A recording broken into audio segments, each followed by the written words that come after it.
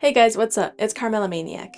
Today I will be reviewing Bad Bunny's new single, Una Velita, which means a little candle in Spanish. When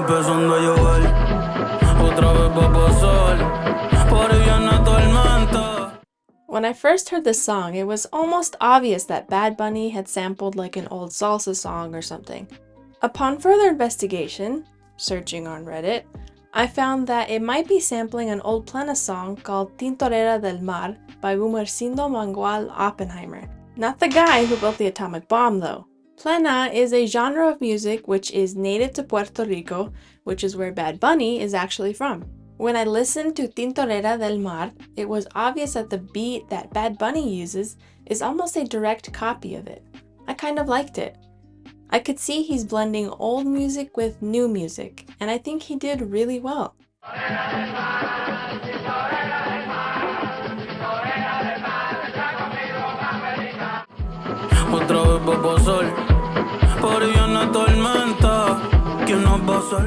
This blend made me just as excited as the soundtrack for the 2018 film Black Panther. Black Panther's soundtrack expertly blended contemporary rap and hip-hop with more traditional sounding African drums and music. In Una Velita, Bad Bunny added a much more contemporary bass which fits right in with the song. The female choir that sings in the beginning almost sounds like a warning.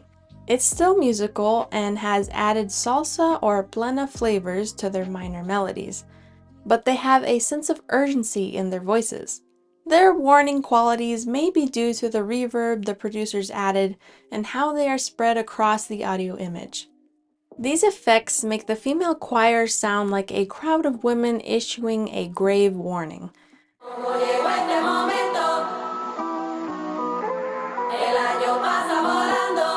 The female choir matches the kind of haunting soul guitar melody, which is played by what I think is a guitar.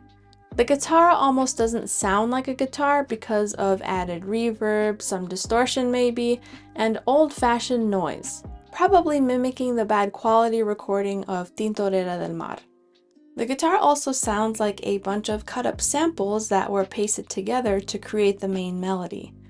The slicing of the guitar and the audio effects placed on it make it contemporary, but the guitar is still old, and the noise being added is old as well.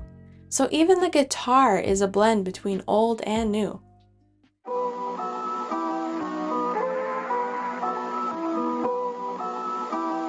This song feels like a constant and steady race towards the finish line. It stays kind of level and doesn't have many peaks or dips, but it is dynamic in other ways.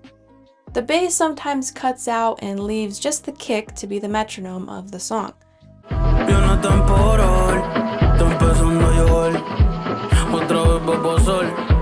The main soul-haunting guitar melody changes slightly around the middle of the song, sounding like a frequency filter is placed on it.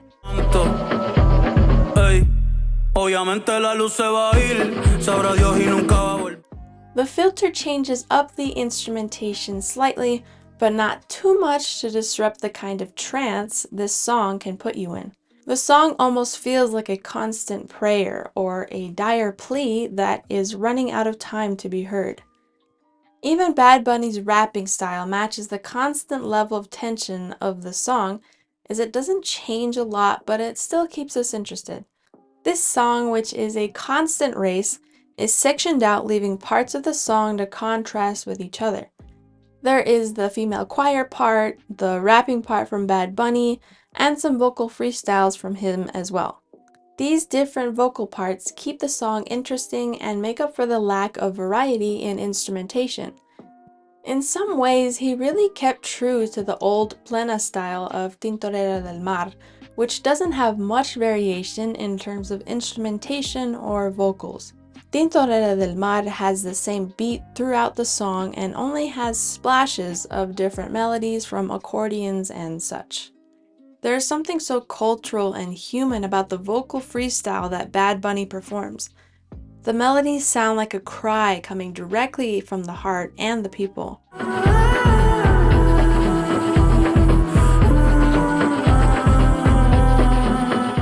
Everything cuts out about a third of the way into the song, and we hear what might be a priest speaking. If you know Spanish, it's the beginning or end of a prayer, but I'm not sure which because I'm not Catholic. En el nombre del Padre, del Hijo, y del Espíritu Santo. It sounds like an actual old recording, which gives us a brilliant glimpse into the past. Whether or not it was an actual recording off an old video doesn't matter, as it grounds us and makes us believe that something is actually happening, and whatever it is, it's real and something foreboding is coming. We hear a thunderstrike followed by rain, and we are reminded again of how real the situation is.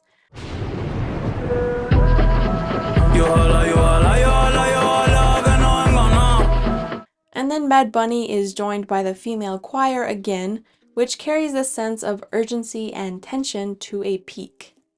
3/4 through this song, most of the percussive elements cut out, leaving a dark and ominous synth pad and the original guitar melody. This is yet another part of the song that adds diversity and dynamism. The synth pad creates so much space and ambience to me. It really embodies the tragedy of it all. It also kind of sounds like after the storm hit and you're just looking over the land and over all the destruction that's taken place. This song kind of fades out with the same synth pad and bass. We hear what might be a younger girl singing, which makes the song even more haunting and human.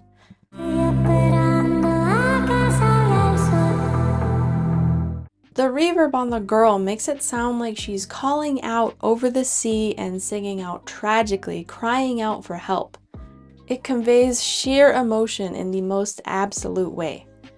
We also hear hints of the guitar that was playing at the beginning. Except this time, the guitar parts weren't sliced and pasted together, and actually sounds like a musician is playing the guitar.